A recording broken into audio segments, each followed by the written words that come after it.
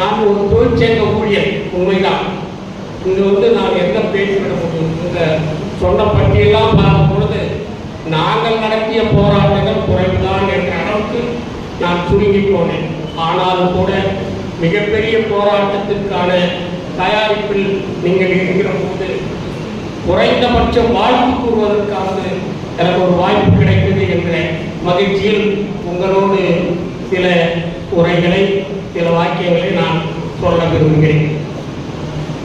தோழர்களே, இந்த போராட்டத்தில் என்ன கிடைக்கும் என்பதை நிரந்தரமாக இருந்து பணியாற்றி ஓய்வு பெற்ற பேராசிரியர்களோடு, அவர்களது பணி பாதுகாப்போடு, அவர்களுக்கு கிடைத்துள்ள சலுகையோடு இன்றைக்கு இருக்கும் பேராசிரியர்களுடைய துன்ப நிலையை ஒப்பிட்டாலே போதும். அவர்களுக்கு கிடைத்துள்ள சலுகையில் 1/10 கூட, 1/10 ரொம்ப குறை, அவ்வளவு கூட கிடையாது.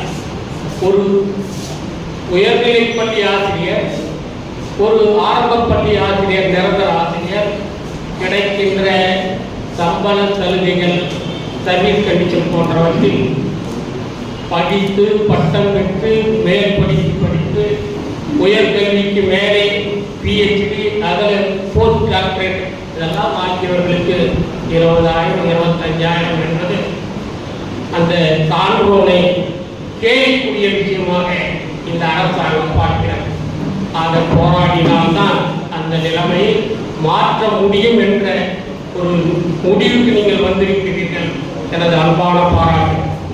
தொடர்களே, இந்த அரசாங்கம் எப்படிப்பட்ட அரசாங்கம் என்பது தெரிந்தால்தான் நம்ம போராடுறது சரியா தப்பா, போராடினா கிடைக்குமா கிடைக்காதா அப்படின்ற ஒரு தெளிவு நமக்கு ஏற்படும்.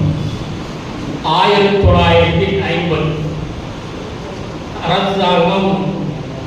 அரசாங்கம் அல்ல, இந்த நாடு புதிய அரசியலமைப்பு சட்டத்தை ஏற்றுக்கொண்டது ஜனவரி மாதம் 26ஆம் நாள்.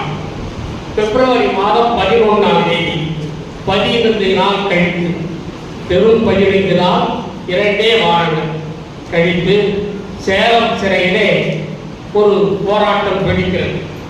சேலம் சிறையில் அடைக்கப்பட்டிருக்கின்ற கம்யூனிஸ்டுகள் 23 பேர், 22